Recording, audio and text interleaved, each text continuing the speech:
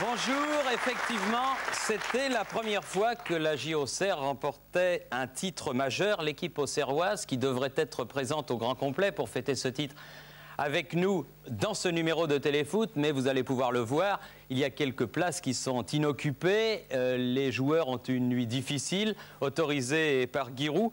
Et 15 ans donc après... Ils vont arriver, hein, oui, bien sûr qu'ils vont arriver, bien sûr.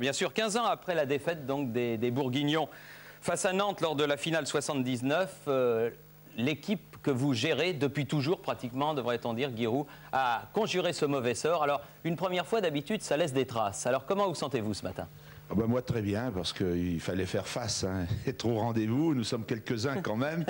Et moi, ça va très bien. J'ai récupéré.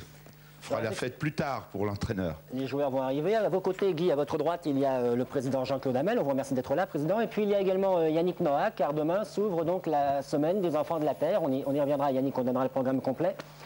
Vous étiez au match hier soir à la finale. Comment avez-vous trouvé ce match ? C'était un match plaisant. Moi, ce qui m'a plu, au-delà de la qualité du jeu, c'est l'ambiance qu'il y avait sur le terrain et surtout en dehors. Je crois que c'était un grand moment de voir le public de Montpellier toujours encourager son équipe et les saluer même après une défaite. Ça m'a vraiment touché. C'était très sympa. Ambiance sympa.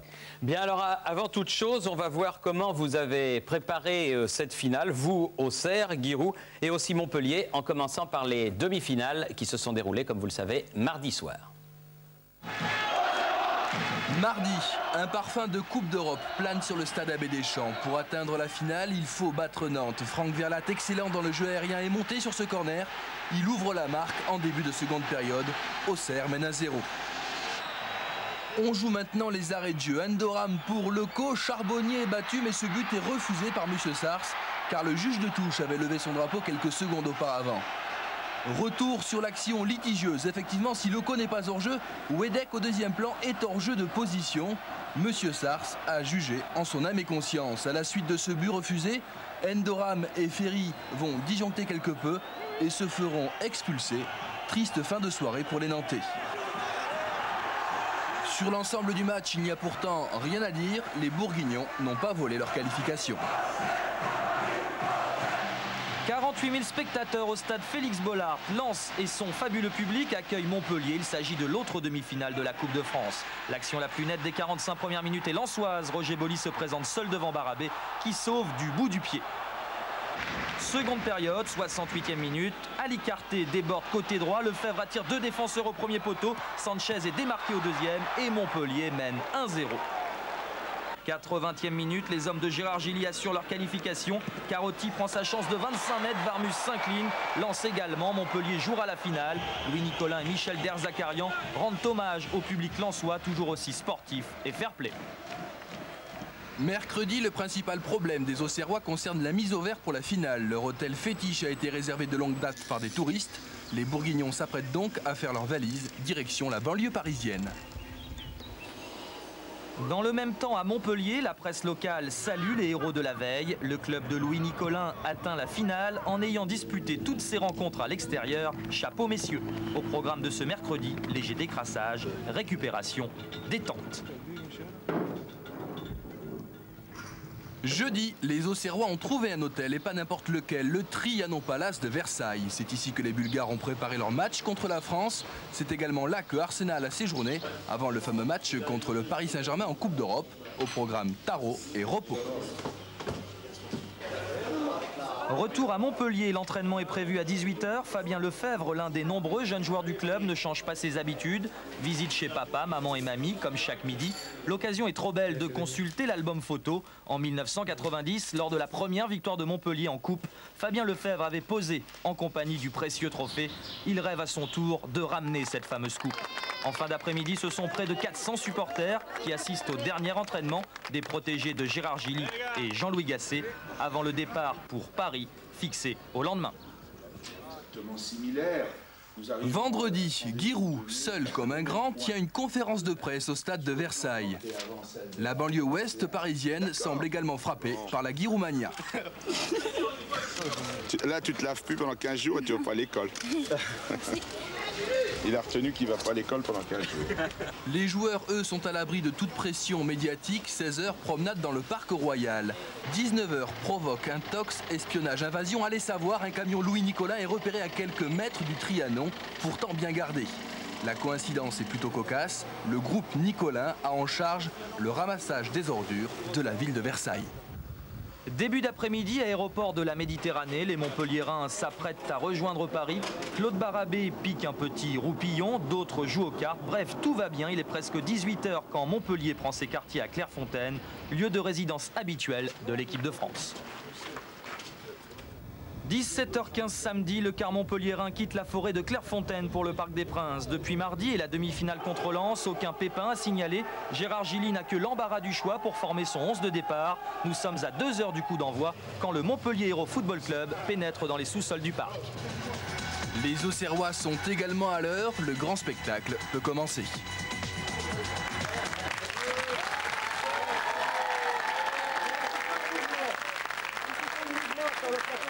Car les joueurs arrivent à l'instant même. La Coupe de France, évidemment à côté du capitaine Corentin Martins, vous l'avez aperçu. Installez-vous messieurs, vous êtes les bienvenus. Alors vous allez les reconnaître, ils sont tous là. Il y a Mahé, il y a Cocard. Allez-y, il y a Baticle, il y a Saïb, il y a Sylvestre, il y a Guerrero. Voilà, ils font la bise à tout le monde. Voilà. On s'excuse, on a commencé sans vous. Hein. Oui, on vous a pas attendu. On vous a pas attendu. Donc ce sont les embrassades, effectivement, tous les joueurs arrivent. Jean-Claude Hamel, on vous a vu préparer cette rencontre au Trianon Palace, là où les Bulgares étaient venus avant de gagner contre la France. Est-ce que c'est un hasard ? Oh, je crois que c'est pas tout à fait un hasard. Donc, ce que recherche Guy pour la préparation de l'équipe, c'est surtout un endroit calme où les joueurs ne soient pas dérangés, un endroit joli aussi pour que le séjour soit agréable. Et donc, le Trianon Palace correspondait tout à fait à ce qu'il recherchait.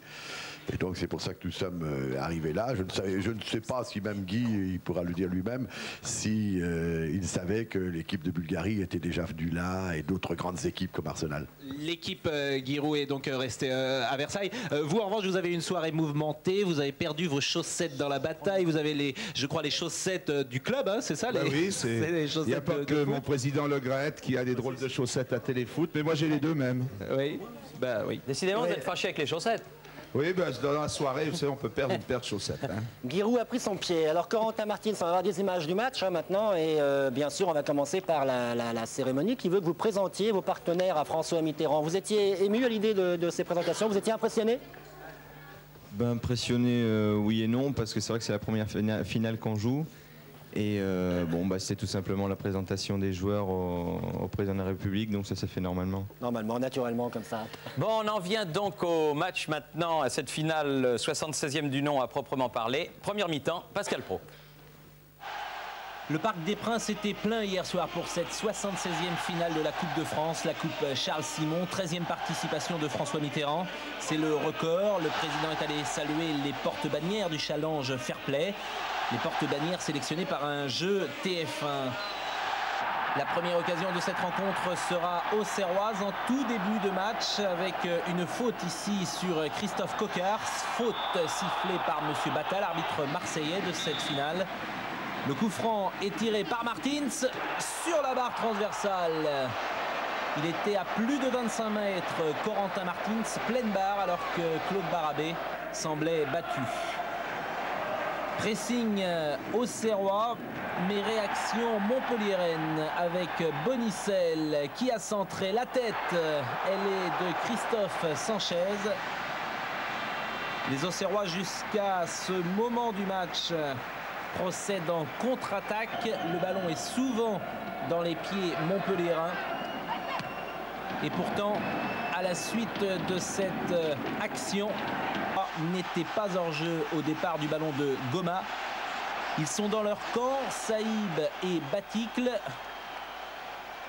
Monsieur Bata indique donc de continuer à jouer et la soirée Baticle débute, puisque Baticle sera à l'origine de tous les buts de cette 76e finale. Barabé a relâché le ballon, Saïb a suivi. Auxerre mène 1-0. Mais rien n'est joué, évidemment, dans cette rencontre, joué sur un bon niveau. Stéphane Mahé sur la gauche, il y a le feu devant les buts de Claude Barabé. Il relâche et c'est Derzakarian qui supplée son gardien. Un premier tir de Coquard relâché par Barabé et Derzakarian, catastrophe, qui a dégagé. La dernière occasion de cette première période sera Montpellier-Rennes avec ce ballon de Derzakarian vers de la tête pour Charbonnier. 1-0, c'est le score à la mi-temps. L'inquiétude déjà dans les yeux de Gilly et de Louis Nicolin. Et puis la mi-temps sifflée avec le président de la République.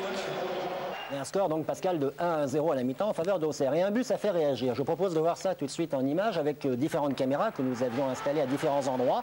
Là par exemple nous sommes au moment du but donc sur le banc de touche du côté d'Auxerre. Gérard Bourgoin, vice-président du club, sponsor d'Auxerre, s'est levé, a jailli. Lasland également à côté de Guy.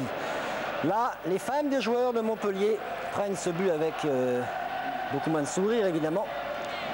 Ce sont donc les femmes, les épouses des joueurs de Montpellier. Toujours le même instant, toujours le même but, marqué par Moussa Saïb. Rizetto, l'attaquant de Montpellier, il se prend la tête à deux mains. Et on va changer de côté avec la manière de voir les choses. Selon Corentin Martins, il est un petit peu loin de l'action, mais bon capitaine. Mais bon, tout cela a été construit par vous, Corentin, j'imagine, à l'entraînement, etc. Voilà. Et alors la réaction dans un bar de Montpellier qui contraste complètement avec celle au même endroit, enfin dans un bar également où les supporters s'étaient rassemblés, ceux qui n'avaient pas pu venir à la finale, les supporters d'Auxerre. Donc tout ça au même instant, même moment de la soirée, vers 20h20. Et Moussa Saïb, j'ai envie de vous demander à quoi vous pensiez, vous, à qui vous pensiez, votre réaction à vous, car c'est vous qui l'avez marqué ce but. Ben, j'ai marqué le but, c'est-à-dire pour ramener un bon résultat au club, ce qui a ramené la succession, c'est-à-dire qui a donné confiance à mon équipe. On s'est un peu libéré, donc ben, je suis très content, quoi. Oui, un but important qui a libéré pour la suite. Guiraud, est-ce que la première mi-temps a été conforme à vos plans? Oui, elle a même été meilleure que nos plans, puisque nous avions prévu de tenir, de les serrer au maximum et de profiter du moindre espace. Eh bien, le premier espace a été le bon, puisqu'on a été au but. À partir de là, le match devient dans un plan beaucoup plus facile pour nous, c'est-à-dire il faut contrôler, et puis se rééchapper pour aggraver le score. Ça a été fait parfaitement, surtout grâce au dévouement de toute l'équipe. Toute l'équipe a été au travail plutôt qu'au jeu pendant la majorité du match, et puis il y a eu les échappées et les buts. Il y a eu 5 occasions, 3 buts. Ce qui s'appelle une équipe qui réagit bien aux conseils donnés pendant toute la semaine. On va laisser passer une première page de pub et on revoit Giroud, messieurs, et vous tous téléspectateurs, la suite de cette finale de la Coupe de France. A tout de suite.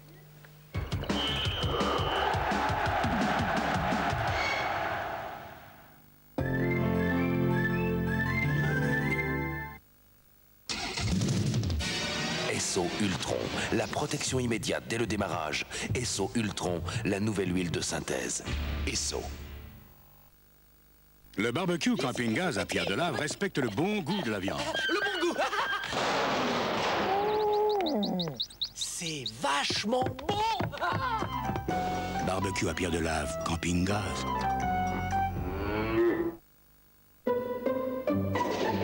Dis donc, t'es sûr de l'état de tes pneus? Feu Vert pose sans rendez-vous les grandes marques de pneus. Chez Feu Vert, tout est clair. Aujourd'hui, la technologie Gillette Sensor Excel donne naissance au gel de rasage Gillette Series, la meilleure façon de commencer votre rasage.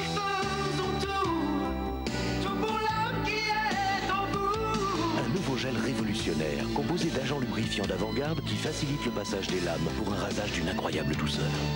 Gillette, la perfection masculin. Nouveau gel de rasage Gillette Series, l'un des produits haute performance de la ligne Gillette Series. Il existe une voiture de luxe, de conception allemande, d'une telle stabilité que rien ne peut la déséquilibrer. Nouvelle Opel Omega. Son système exclusif de suspension est si évolué qu'aucun virage ne peut affecter votre confort. Nouvelle Opel Omega. Le monde change, une voiture le prouve. Coupe du Monde, championnat d'Europe des Nations, ils sont venus, ils sont tous là. Retrouvez les plus grands joueurs de la ballon-pied mondiale qui marquent pour vous 500 buts en avalanche. Sur la même vidéocassette, une explosion de buts sans précédent. 500 buts en avalanche, la vidéocassette ultime.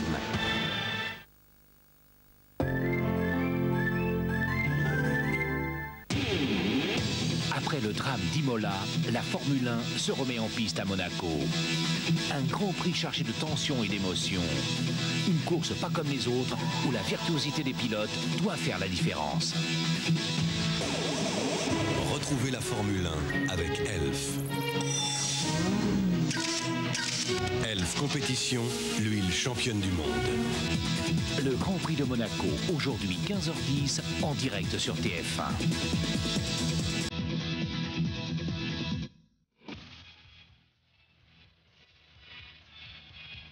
Avec les 4e Masters Nico, Paris sera la capitale mondiale du patinage artistique.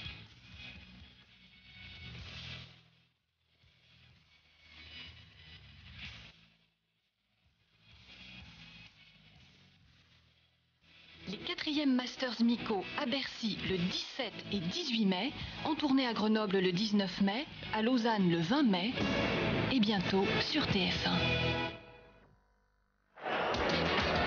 Retrouvez Téléfoot et les magasins Leroy Merlin, une équipe pour réussir.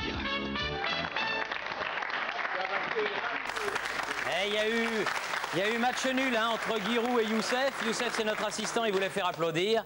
Giroud voulait en fait que personne n'applaudisse. Disons qu'il y a match nul. Avec les Auxerrois, on regarde la deuxième mi-temps de la finale en compagnie de Pascal Pau. On avait quitté le président de la République, on le retrouve aux côtés de Claude Simonet. La joie au Auxerre. Je fais une grosse erreur sur le deuxième comme ça, mais bon, c'est dommage que c'est en finale de la Coupe de France. Pas grand chose. Sur la gauche, Diver est entré en jeu et c'est lui qui a tiré. Bonne frappe, appréciée comme il se doit depuis la tribune présidentielle. Alicarte dans la surface de réparation. Premier arrêt, deuxième arrêt de Lionel Charbonnier. Exceptionnelle semaine de Charbonnier depuis ses arrêts décisifs de Nantes. Puis hier soir en finale de Coupe de France. Ballon de Goma pour Baticle. Il a du champ, Baticle. Il y a une solution à droite. Avec Cocard, il a préféré la solution individuelle. Bon arrêt de Barabé. Le corner est rapidement tiré. Bayrou. Ah, superbe arrêt de Barabé. L'arrêt du match.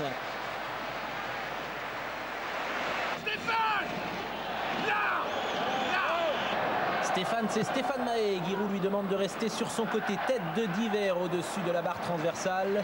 Ce n'est plus l'inquiétude dans les yeux de Gilly. Il a compris, Gérard Gilly, Montpellier ne gagnera pas la Coupe de France. Encore une occasion auxerroise avec au départ toujours Baticle. Cette fois, il a donné à Martins et c'est Lefebvre qui lui enlève du bout du pied ce ballon.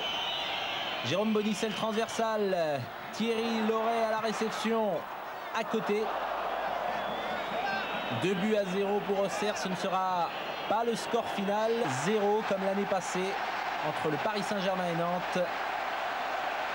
Le vainqueur de la finale de la Coupe de France, Monsieur Battal, excellent arbitre de cette finale.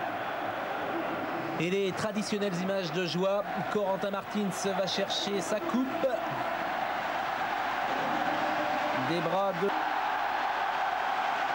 Auxerre chavire dans le bonheur.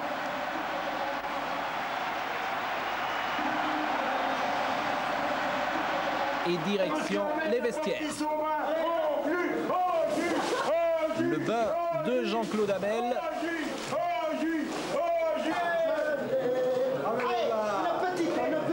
Bayrua.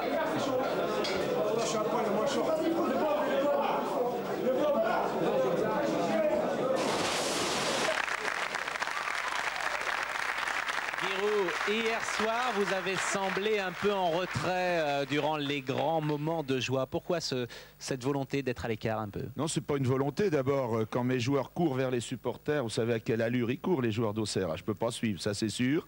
Deuxièmement, moi j'ai plutôt une joie intérieure. C'est un problème personnel. J'étais profondément heureux, évidemment. Je le suis toujours. Mais il fallait satisfaire les confrères pendant que les joueurs se marier avec nos supporters, il fallait que la presse puisse faire son travail, et donc je me suis un petit peu dévoué à ça. Et puis voilà, chacun sa manière. On a une pensée pour Bruno Martini qui n'a pas pris part à la finale. Oui, c'est un peu le drame de notre équipe. Tout le monde, surtout Lionel, qui est son grand ami, a ressenti ça. Bon, c'est la cruauté du football. Lionel qui a assuré une relève parfaite. Lionel Charbonnier, demi-finale contre Nantes, bravo. Hier soir, bel arrêt décisif face à Alicante. Et j'ai envie de vous poser cette question. Est-ce que vous pensez avoir joué un rôle très important dans la victoire d'Auxerre en Coupe de France? Du moins, j'espère. Disons qu'on est sur le terrain pour jouer un rôle important à chaque fois, de toute façon. Et puis, c'est vrai que s'ils reviennent à 2-1, la fin du match aurait été plus difficile pour nous. Et puis, bon, on a bien tenu, tout le monde a fait son boulot et il fallait que je fasse le mien. Alors, scène de joie, pardon, on l'a vu dans le montage comme d'habitude. Et puis, de l'autre côté, on va voir de quelle manière les Montpelliérains ont accueilli en fin de match, au bord du terrain, la victoire d'Auxerre. Alors là, c'est Lefebvre, évidemment, immense déception. Et regardez bien le plan qui suit, celui-là. Qu'est-ce qu'il a, selon vous, manqué à Montpellier ce soir? Je pense la maturité, mais Auxerre a mérité la victoire. Et il faut le rendre hommage parce qu'on a eu des moments de joie. On a eu l'exemple du public lensois. La seule chose qui me nomme, c'est pour notre mère qui est à l'hôpital, c'est tout. Mais Montpellier est digne.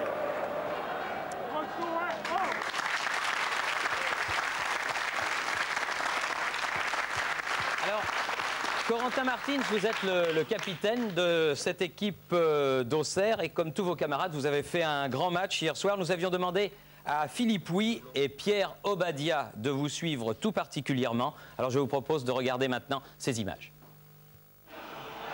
Devoir du soir pour le capitaine d'Auxerre avec la présentation de ses coéquipiers au président de la République. Ensuite, démonstration et retour sur terre. En moins de 4 minutes, Corentin Martins a déjà beaucoup prouvé dans ce match avec notamment ce coup franc sur la transversale. Pas d'émotion presque et surtout pas question de se perdre dans les détails. Pointu sur les coups de pied arrêtés, Coco est également dans le jeu en mouvement. Sur cette action, il réussit un joli petit pont avant de se faire reprendre juste au moment où il allait peut-être conclure. Pendant la rencontre, Martins n'a pas arrêté de cavaler aux 4 coins du terrain. Là encore, il s'est fait souffler une balle de but in extremis avec le sourire. Bravo et merci. Reste maintenant cette 86e minute. Corentin plein cadre, Baticle déborde sur l'aile droite, centre et 2-3. Le but du capitaine, le seul aussi qui ne doive rien aux Montpelliérains.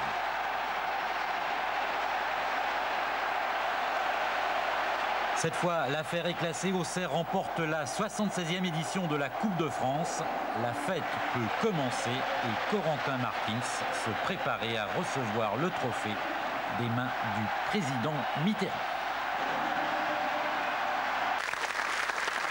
Corentin Martins, une victoire en coupe, c'est bien. Porter la coupe, c'est encore mieux. Et marquer un but, c'est peut-être une consécration supplémentaire. C'est vrai que ça fait plaisir de marquer un but en finale de Coupe de France.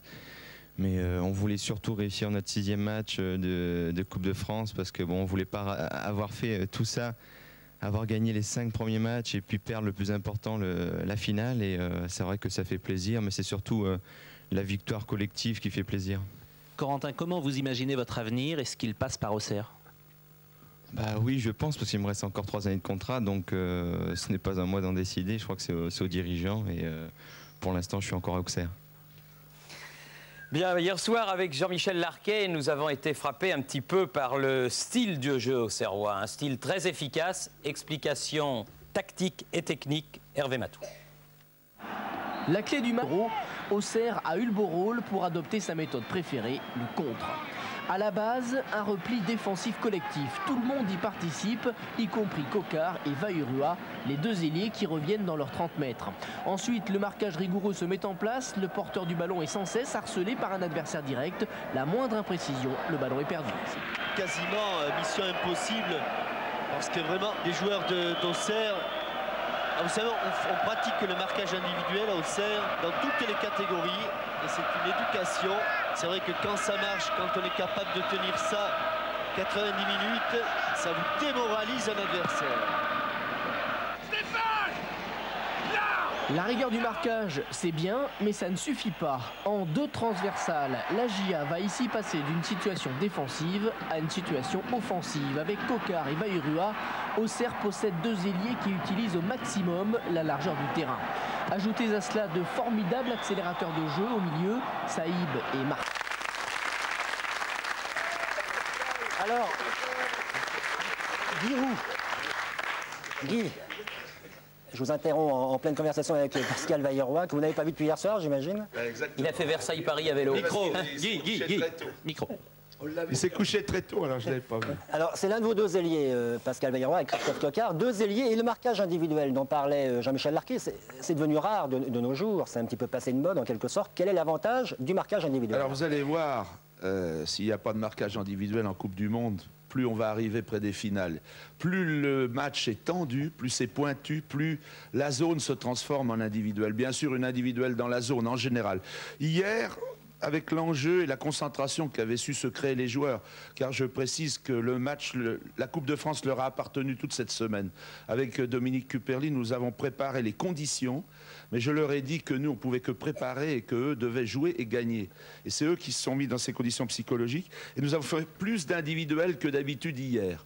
Mais c'est une question de proportion. C'est en tout cas très gênant pour l'adversaire. Demandez à un joueur s'il aime être pris en individuel. Gérard Bourgoin, on vous a vu arriver au Parc des Princes, vous étiez en costume et en cravate. 1 heure plus tard, vous étiez en survêtement, vous portiez des ballons. Alors on sait que vous êtes le numéro 1 mondial de la volaille fraîche, hein, je crois. C'est comme ça qu'on dit. Mais alors à Auxerre, qu'est-ce que vous faites exactement? Parce que je vous ai vu hier tout faire en fait.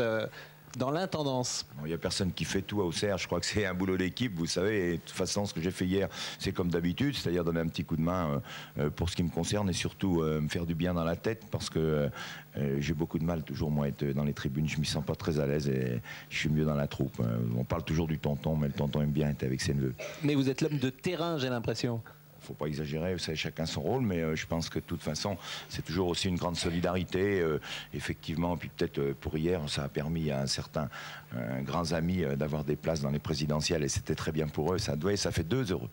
Pascal Vailleroy, on va voir de quelle manière vos parents ont suivi le match à Tahiti. Donc on va aller à Tahiti et il est 8 h du matin, le soleil se lève là-bas, il y a 12 heures de décalage. Oui, ils savaient le résultat avant nous. En quelque sorte. Alors voilà papa et maman. Il va pleurer Pascal. Votre père travaille à la mairie, hein, c'est ça?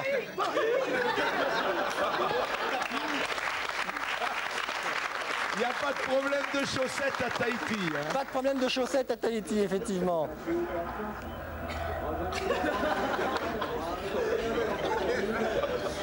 Il y a un air de ressemblance, hein, Frédéric. Il y a un air de ressemblance et là c'est le 3e but. Alors vous êtes parti de là-bas il y a 11 ans, Pascal. La bise à la fin. Vous êtes parti de là-bas il y a 11 ans et vous avez annoncé votre intention de retourner à la fin de votre carrière à Tahiti.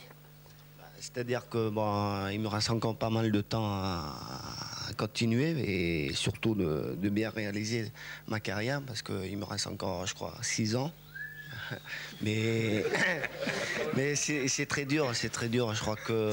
Qu'est-ce qui est très dur? 6 ans? Non, c'est leur partage. C'est les dernières années qui est plus dur. Et je pense que la victoire d'hier soir, je crois que c'est une victoire surtout de copains, parce qu'on a une bande de copains qui est là, qui est vraiment sympathique à voir, et puis on l'a démontré sur le terrain. Je crois que tout le monde a apprécié le déroulement du match. Enfin, en tout cas, une chose est certaine, c'est qu'à Auxerre, c'est bien verrouillé. Hein. 6 ans Valérie Ruat, 3 ans Corentin Martins. On a le temps. On a le temps de réfléchir. Alors maintenant, je vous propose un document. Des images de la jeunesse de la J Auxerre. Nous sommes en 1979. Auxerre est en D2. Auxerre est à la veille de sa finale de la Coupe contre Nantes. Christian Jean-Pierre. Les loups ont envahi Paris. 1979, Serge Reggiani chante « Les loups sont entrés dans Paris ». Giroud lui emmène ses joueurs au vert à Château-Chinon.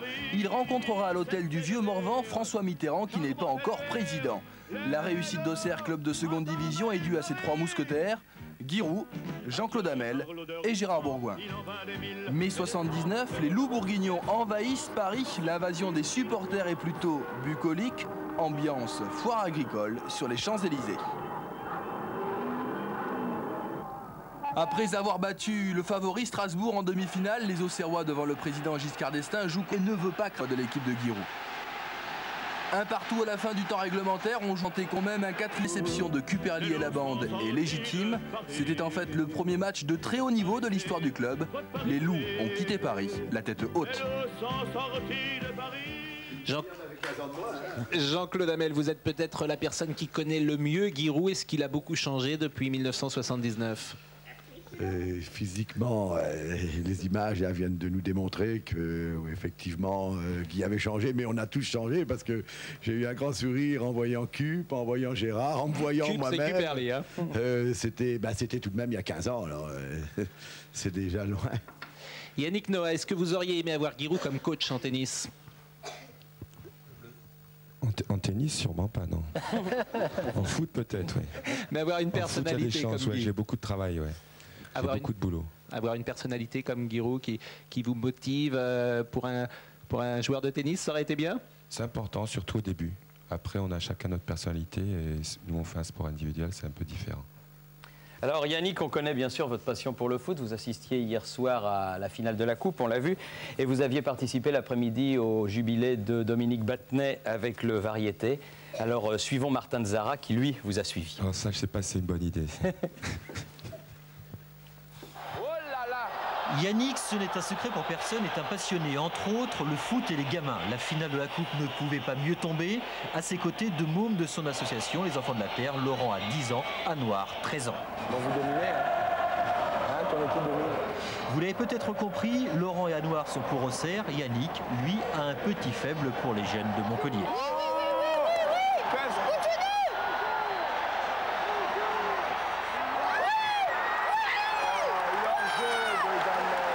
Yannick, il n'y avait pas d'enjeu, la passion peut ainsi rendre aveugle. Mais la passion a également ses atouts, partager quelques instants de bonheur avec des gamins. Yannick le fait régulièrement dans les maisons des Enfants de la Terre. Des moments rares de complicité que des centaines de mômes défavorisés n'oublieront pas de sitôt. Jouer avec eux ou avec ses potes du variété, le plaisir est similaire. Hier à Choisy, Yannick participe au jubilé de Dominique Battenet. Les Verts de la grande époque face aux variétés de Platini, Giresse, Fernandez ou autres Bossis. On en oublie, Yannick revient le matin même des îles. Le soir au parc, il partage en deux sa passion des enfants. Une première mi-temps avec ceux de son association, la deuxième avec le sien. Montpellier, au fait, a perdu. Dommage Yannick et bravo Auxerre. Yannick, votre père a gagné la Coupe de France, vous-même vous avez gagné Roland Garros. À votre avis, quelle est la joie la plus forte? C'est lorsqu'elle est collective ou lorsqu'elle est individuelle? Je crois que c'est la même. C'est la même. On a tous un objectif, alors que ce soit un objectif, même si quand on est dans une équipe, quelque part, c'est quand même un travail personnel au départ. Et ce sont des individualités qui font l'équipe. Et je crois que gagner, c'est le moment où on prend la coupe. C'est un instant qu'on n'oublie pas, qu'on soit plusieurs. Plus on est de fous, plus on s'amuse en fait. Moi, j'ai aimé autant être capitaine de Coupe Davis et gagner à travers les autres que lorsque j'ai gagné moi-même. Et puis papa m'a parlé de sa vie. Enfin, quand ils ont gagné la coupe en 61, il m'avait posé sur la coupe, mais je m'en souviens pas. J'avais 1 an. Alors, demain s'ouvre la semaine des Enfants de la Terre. Hein. C'est l'organisation dont vous vous occupez avec votre maman, Marie-Claire Noah. On va récapituler le programme. Demain, d'abord, il y a du foot, Thierry. Mardi soir, avec le Variété qui joue contre Clichy. Mardi soir, le Variété jouera contre l'AS Clichy. À Clichy. Jeudi, il y a du rugby. Jeudi, un match de rugby avec les copains du showbiz, Serge Blanco, qui vont faire un match au stade Jean-Bouin ici. Ouais. Samedi, un concert et avant, un match de tennis avec des ex-gloires, McEnroe, Villas, Villander et moi. Et ensuite, on fait un concert. On retrouve les mêmes dans le concert, McEnroe, Villander? Oui, les mêmes en concert, accompagnés de notre groupe et d'autres artistes, dont Véronique Sanson, Michel Fugain, Pauline Esther et Jocelyne Berroir. Samedi au Palais des Sports. Okay. Ça va être un grand succès, à n'en pas douter, toute cette semaine des Enfants de la Terre. En tout cas, c'est ce qu'on vous souhaite à vous, Yannick, et à Marie-Claire. Merci. On va laisser passer une deuxième page de pub, un petit coup de plaisir. Et là, on va retourner à Auxerre, où, paraît-il, la nuit a été très dure.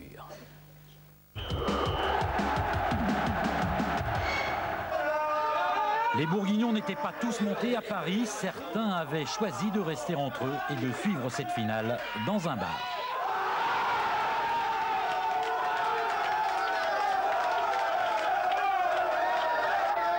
Apparemment, la joie était la même à Auxerre que dans la tribune d'Auteuil. Et une fois n'est pas coutume, les supporters ont pu se laisser aller et faire la fête toute la nuit.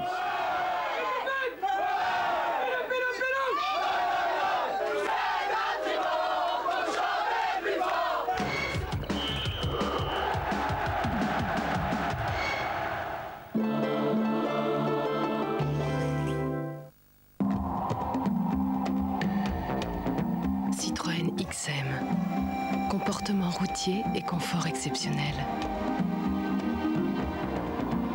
Pour mieux vous faire apprécier toutes ces qualités, Citroën, sur l'achat de votre XM, vous fait bénéficier d'une remise pouvant aller jusqu'à 25 000 francs ou d'un capital équipement équivalent sur les options et accessoires disponibles. Du 9 mai au 10 juin, les 30 jours XM. Franchement, parier qu'on ne reprendra jamais de Fjord, c'est pas très malin. Bon, plutôt parier que les Scandinaves se déplacent en pirogue.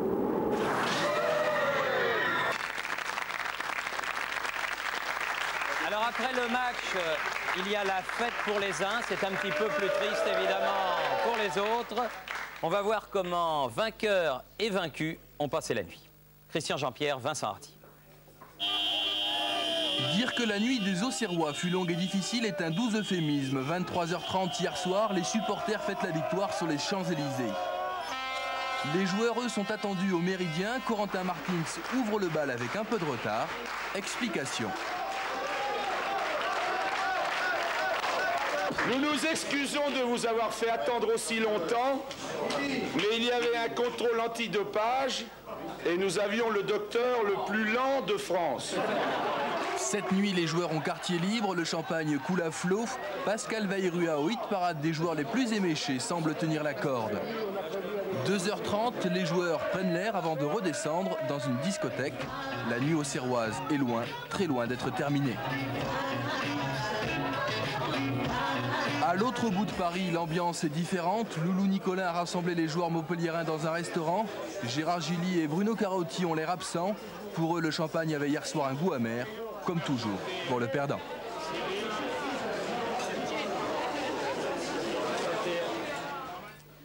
Gérald de Baticle, vous avez dormi un peu? On a d'abord fêté un petit peu cette victoire et puis bon, on a dormi quelques heures évidemment. Vous étiez à Amiens il y a encore quelques mois, j'ai envie de dire. D'Amiens à Auxerre, c'est une trajectoire formidable pour vous. C'est vrai, bon, ça fait 3 années que je suis à Auxerre. L'an dernier, une grande épopée en Coupe d'Europe. Cette année, une victoire en Coupe de France. Enfin, c'est pas mal, je regrette pas d'être venu à Auxerre évidemment. Et Christophe Coquart, c'est le moment le plus fort de votre carrière, hein, vous nous disiez hier soir. Ouais, enfin, on a gagné quelque chose avec Auxerre. Vous n'aviez jamais gagné ni Gambardella, ni... Non, rien, c'était vierge. Vous êtes arrivé à quel âge à Auxerre? À Auxerre, 18-19 ans. Et donc c'est le moment le plus fort? Ouais, c'est un des moments le plus forts. J'espère qu'il y en aura d'autres, ça ne s'arrêtera pas là. Franck Verlat, vous aviez gagné quelque chose auparavant, et pas n'importe quoi, tout simplement une Coupe d'Europe avec l'Ajax, on l'oublie trop souvent, à 19 ans. Alors, de l'Ajax à la JA, il y a pas mal de ressemblances finalement. Il manque une lettre, juste le X. Et puis, bon, c'est vrai, je crois que la base de ces deux clubs-là, c'est la formation. Et puis, on voit bien qu'après, il y a beaucoup de joueurs qui partent et puis qui réussissent bien ailleurs. Et Auxerre a même éliminé l'Ajax il y a 2 saisons, la saison dernière. Oui, je crois que l'élève a peut-être battu le maître, quoi. Il y avait hier une autre finale de coupe et cette finale de coupe, il y avait dans l'équipe gagnante un ancien Nancerrois qui a lui aussi gagné sa coupe. Nous allons à Wembley pour la finale de la Cup. C'était hier après-midi vers 16h. Manchester United bien sûr en rouge, Chelsea en bleu. Les premiers en action ce sont les joueurs de Chelsea. Tir de Peacock sur la transversale. Schmeichel était battu mais ça s'est bien passé. Et puis petit à petit les joueurs de Manchester United vont prendre le jeu à leur compte. Giggs notamment, Irwin, fauché pleine surface. Penalty indiscutable, signalé par l'arbitre du match, monsieur Elray. Là, on est obligé de siffler penalty. La faute a lieu en pleine surface. Qui va le tirer? Eric Cantona, l'idole de tout Manchester. Le pied ne tremble pas. Karine est pris à contre-pied. On joue depuis tout juste 1 heure de jeu. Et Manchester United a enfin pris l'avantage 1-0. Et là, ce sont les 10 minutes infernales des joueurs de Glenn Hoddle, puisque Glenn Hoddle est, vous le savez, l'entraîneur de Chelsea. Poussette de Sinclair sur Kanchelskis, ça n'a pas l'air très méchant. Monsieur Elray juge autrement. Deuxième penalty, 6 minutes seulement après le premier. Penalty ou non, à vous de juger. Toujours est-il que Cantona, lui, ne fait pas de sentiment. Dans sa tête, c'est du même côté ou de l'autre. Il choisit finalement le même côté. Et Karine, lui aussi, choisit le même côté. 2-0, 66 minutes de jeu. La messe est pratiquement dite. Glenn Hoddle le sent. D'autant que 3 minutes plus tard, Sinclair commet une grosse faute et Hughes marque le 3e but. 3 buts en 9 minutes en finale de la Cup, ça ne pardonne évidemment pas. Dès lors, des boulevards se créent et à la 90e minute, après que l'on ait revu le but de Hughes au ralenti, à la 90e minute, sur un débordement de Paul Ince, celui-ci va se présenter seul devant Karine, le dribbler et donner au remplaçant Brian McClair le 4e but. 4-0. Eric Cantona a gagné la Cup après le championnat. Manchester United est le 6e club anglais à réussir le doublé après Preston, Aston Villa, Tottenham, Arsenal, Liverpool, Manchester. Rien que du beau monde. Quelle année pour Eric Cantona, la Cup, le championnat et meilleur joueur d'Angleterre. Eric Cantona, Jean-Claude Hamel, que vous avez connu tout jeune. Eric Cantona, que vous avez connu tout jeune. Ben oui, c'est vrai que ça nous a fait plaisir aussi pour lui, parce que Eric vient d'Auxerre et on en avait aussi une certaine fierté hier que dans ce championnat anglais et dans cette Cup, qui est tout de même un grand moment du football anglais, eh bien, Auxerre était en quelque sorte représenté. Eric était un pur produit de l'école de football auxerroise. Vous êtes le père un peu de tous ces Auxerrois. Quel est l'élève dont vous êtes le plus fier, l'élève parti d'Auxerre qui a réussi en Europe ou en France? Moi, je suis fier de tous parce que c'est le propre d'un président de ne pas avoir de préféré, de ne pas avoir de chouchou. Et donc, moi, je suis bien avec tous les joueurs, je les aime tous pour ce qu'ils nous apportent et pour les grands moments qu'on peut vivre ensemble. Et vraiment, très sincèrement, je n'ai pas de garçon préféré. Je les aime bien tous. Gérard Bourgoin, vous êtes resté depuis 1979 aux côtés de Giroud. Vous avez vu passer tous ces jeunes joueurs qui réussissent partout en France ou en Europe. Quel est celui qui a posé le plus de problèmes ? Le plus de problèmes, Eric fait partie quand même des personnalités fortes. C'était pas toujours très facile à manager. Quand il avait les sourcils qui se levaient et qui commençaient à blanchir, il fallait faire très attention. Ça allait chauffer dans la marmite. Mais bon, il y avait souvent un petit peu d'apaisement. Puis il avait à ce moment-là son grand frère Bolly qui était là quand même. Et Bolly savait aussi l'apaiser beaucoup. Et je crois qu'il a beaucoup contribué à l'unité, un petit peu à l'intégration d'Eric, qui était quand même un personnage tout à fait particulier, mais tellement intelligent et tellement spécial et tellement hors du commun que véritablement ce sera quand même pour tout le monde un grand souvenir. Alors Guy, quel est maintenant le programme